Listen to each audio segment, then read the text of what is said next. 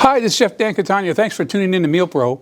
You know, I'm going to show you how to do a wonderful, classic, hearty beef stew. So easy to make, you know, with some great fresh ingredients. So that's what you want to focus on, using fresh ingredients, all the way down to using fresh tomatoes, okay? So that's what I'm going to show you today, is how to do this great, wonderful, classic, hearty beef stew. So the first thing I'm going to do in my stew, I have an electric skillet here, is I'm going to add some extra virgin olive oil down there.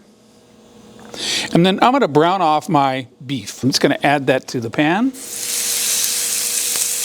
said, this is about maybe 2 pounds.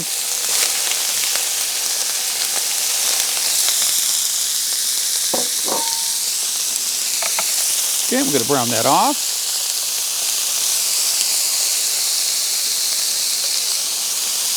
Then after it's browned real good and you get some nice coloration on it, then I'm going to start adding this liquid to let it braise. So that's the idea, is just to let it braise, okay? So it's browning off pretty good there. Now let's just talk about the items that I'm going to be putting in this beef stew. I have whole tomatoes that I peeled, okay, and took the seeds out and cut them in larger pieces. I have some red bell pepper that I'm putting in there, yellow and green bell pepper. I have some small little new potatoes, mushroom, onion, garlic, okay, broccoli. This is all going inside of my Midwestern stew, or actually my California stew. All right, so we're browning off our meat and getting that nice and brown.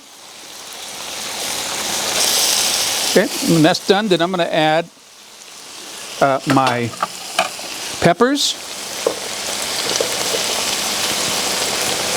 into it, and my garlic. All right, for this point, I'm going to add about 2 cups of beef broth. So you know the difference between the beef broth and stock, right? You remember? Okay, so if you could see the broth that I have here, I have some fresh thyme that I had steeping in it. Okay, so I'm going to add the beef broth, about 2 cups.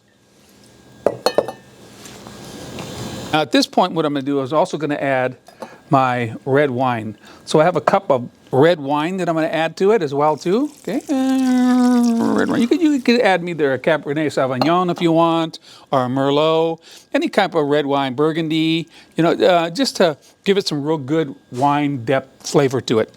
Okay, so at this point I'm going to let that just simmer. Yeah. Okay. Now it's going. Okay, 1, 2, 3. Okay, now that I'm back to it and it's simmering for about 30 minutes or so, the meat is nice and tender. I'm going to also add a cup of my delicioso tomato pomodoro sauce, right inside, okay? You could add tomato paste or tomato puree, but you know, I have my sauce that's available here inside, so I'm going to add my pomodoro tomato right inside of my wine and my beef broth liquid stew. And that just changes the character of it being solid beef broth sauce, actually a gravy-looking consistency. The tomato adds a real nice richness to it, okay? And then at this point, I'm just going to add a teaspoon of, because I tasted it, I think it needs a little bit more garlic powder. Okay, a little bit more onion powder to it. So that's the great thing about cooking. Once you get going with it and you start tasting it, you know, you could add other seasoning into it as well. Like I say, I have fresh thyme in here.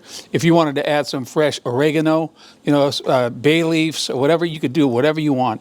I'm just keeping it nice and simple. And then now I'm going to add my other vegetables inside. I'm going to add my fresh tomatoes, mushrooms, okay, potato, garlic.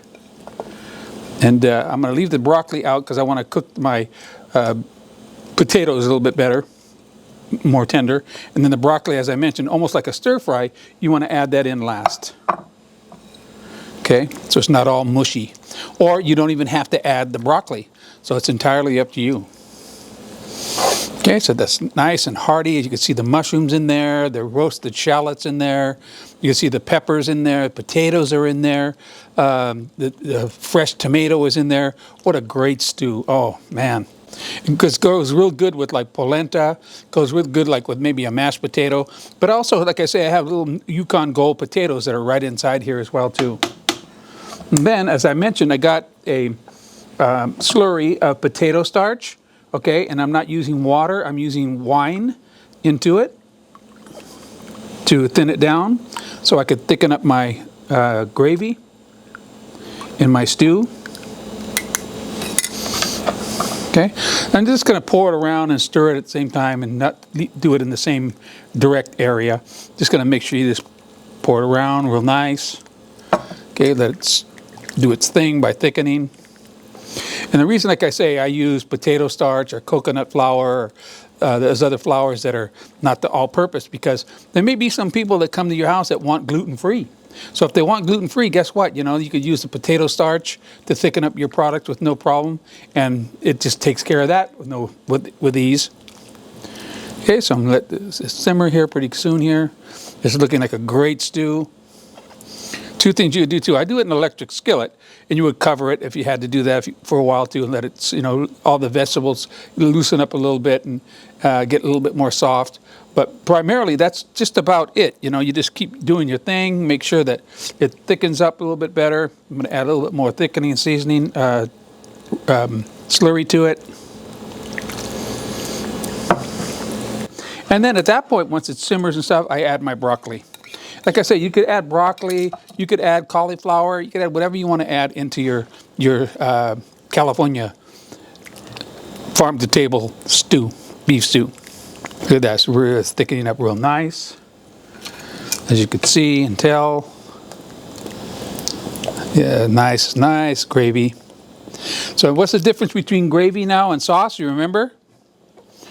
Right, the sauce is made usually from stock, and then your gravies are usually made from whole meats and pieces of meat that are inside of your liquid. Is called the broth. So this is more of a gravy because of the fact that I have all the ingredients of the meat in it, and it's really turning out great. What a great looking stew. Oh my goodness, what you talking about? All right, so let's just take some of this beef stew out on a plate. You can tell what it's going to be looking like. The beef, some of the carrots, potato, and then on top of that is a nice sprig of fresh thyme. There you have it. Voila. So enjoy it. Click on the like button, please, if you would, if you like the video, and also subscribe to us. You can get these wonderful meals here at MealPro. And I just wanted to say thank you very much for tuning in, and ciao, arrivederci.